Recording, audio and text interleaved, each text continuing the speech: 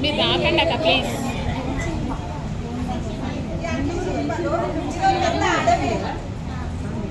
వీళ్ళు శృతి శృతి అడ్డం తరుగు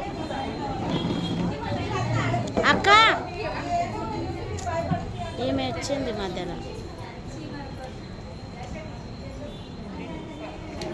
అయ్యా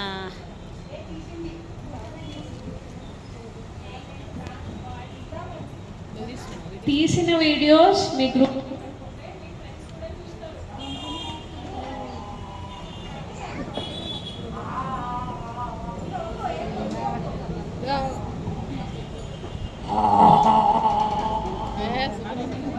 ఏనుగుని నేను చాలా బలమైన దానిని, బహుబలంత బలం ఉంటుంది నాకు.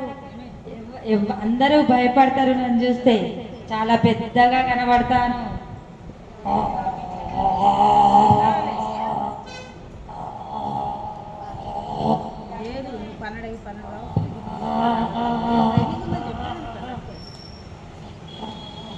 అబ్బా చీమలు ఎలా ఉన్నాయి, చీమలు వరుస క్రమంలో ఎలా ఎలా వెళ్తున్నాయి. అమ్మా ఈ చీమలు ఇలా మంచిగా అనిపిస్తున్నాయి. ఈ చీమలను నేను ఇప్పుడు బాధ పెట్టాలి. ఎలా బాధ పెట్టాలి? కొలనుంది, చిన్న కొలనుంది, ఇందులో నీళ్ళు ఉన్నాయి. ఈ నీళ్ళు తీసి పోస్తాను.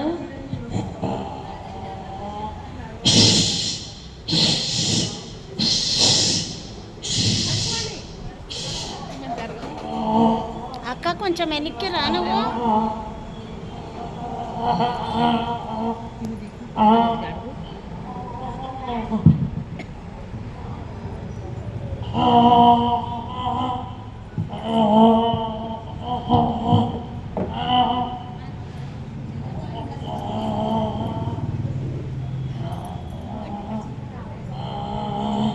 చీమలన్నీ పడిపోయాయి.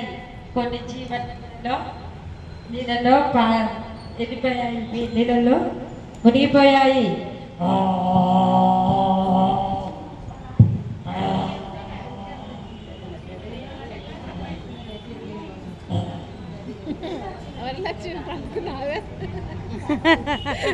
నువ్వు ఇలా అందరినీ బాధ పెట్టడం కాదు.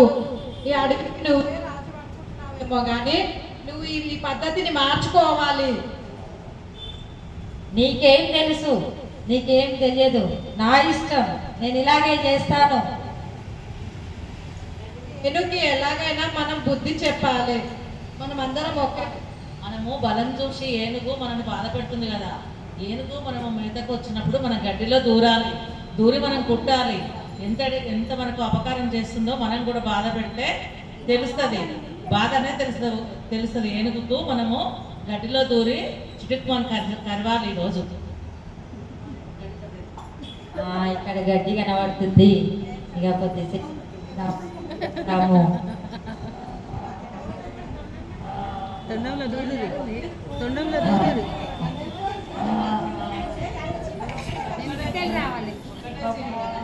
గిచ్చు ముక్కులు తొండంలో దూరుతాయి కదా.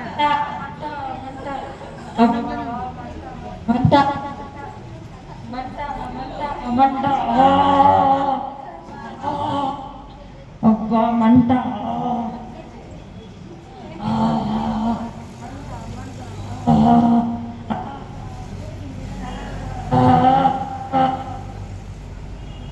కథ నీతి ఏంటంటే, ఇప్పుడు తెలిసిందా ఏనుగు నేనే బలంగా ఉన్నా, నేనే అడవికి రాజునే అని మురిసిపోయావు. ఎప్పుడైనా చిన్నదైనా పెద్దదైనా చీమ ఎంత చిన్నగున్నా నిన్ను కలిసింది. నువ్వు ఒకరికి బాధ పెట్టి అడవిలో ఉన్న జీవరాశులు అన్నింటినీ బాధ పెట్టినావు. ఈరోజు నీకు బాధ తెలిసింది. ఈ నీతి ఏంటంటే, ఒకరికి మనం అపకారం చేస్తే అది మనకు బాధ కలుగుతూనే తెలుస్తుంది. ఈ రోజు నుంచి మనం అందరం కలిసి ఉండాలనేది నీకు తెలిసి రావాలి. ఏనుగు బావ,